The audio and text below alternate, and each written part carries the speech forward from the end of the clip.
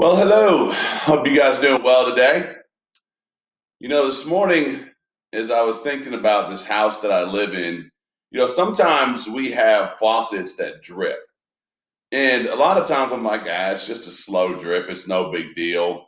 And I'll get to it eventually. And eventually I don't get to it and it continues to drip. And, as I started thinking about that this morning, I started thinking about how much does that drip cost me per year for in my water bill.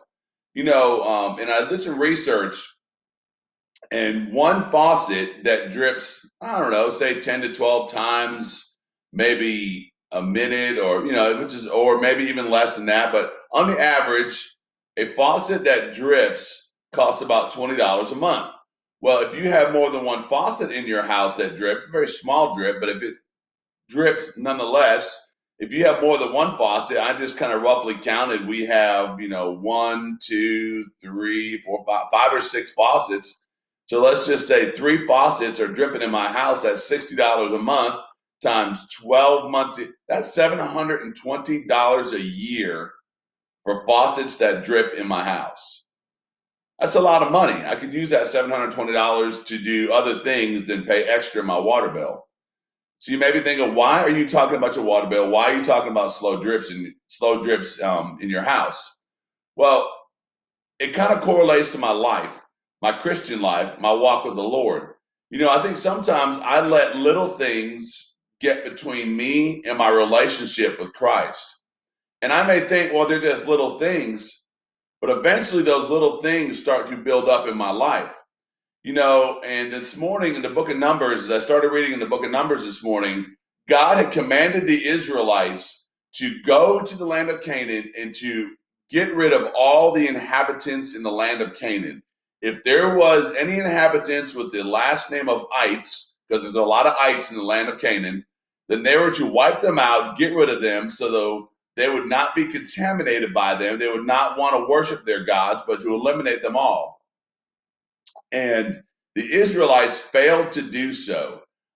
They failed to eliminate all of the people of the land of Canaan. And in Numbers chapter 2, verse 1, it says, Then the angel of the Lord went up from Gilgal to Bochim and said, I brought you out of Egypt and led you into the land I had promised your fathers. I also said, I will never break my covenant with you. You are not to make a covenant with the inhabitants of this land. You are to tear down their altars, but you have not obeyed me. What is this you have done? Therefore I say, I will not drive out these people before you. They will be thorns in your side, and their gods will be a trap for you. When the angel of the Lord has spoken these words to all the Israelites, the people wept loudly. So they named that place Bochim and offered sacrifices there to the Lord. You see, the Israelites, in their mind and in their thinking, thought, well, if we don't drive them all out, we just kind of let them live with us. We can resist them. We can do that. There's just a little bit of them. But after a while, the inhabitants of this land, the people who lived there, started influencing the Israelites to worship foreign gods, their gods, and not the big G God. And started thinking about my life and how I live my life. And sometimes, I do things and I'm like, well, it's just one cuss word. I mean, what's the big deal?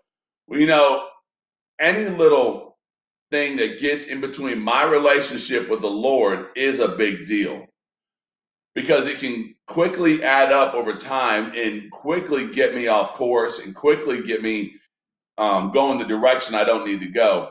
When I was in the military and we used to do land navigation, one of the most important things for us to do as we were navigating from one point to another was to continually check our compass and check our azimuth to make sure that we were going the right direction. Because if you're only off by 1 or 2 degrees, and if you walk over a longer period of terrain, then that 1 or 2 degrees will get you off by a margin by the time you get to where you're going. And it may be only 1 or 2 degrees, but it will get you off. So my challenge for you today is, what little things are you allowing to get in between you and your relationship with Christ? If there is something, I challenge you, ask God to forgive you. He will forgive you, and then figure out how not to let that back in your life. Y'all have a great day.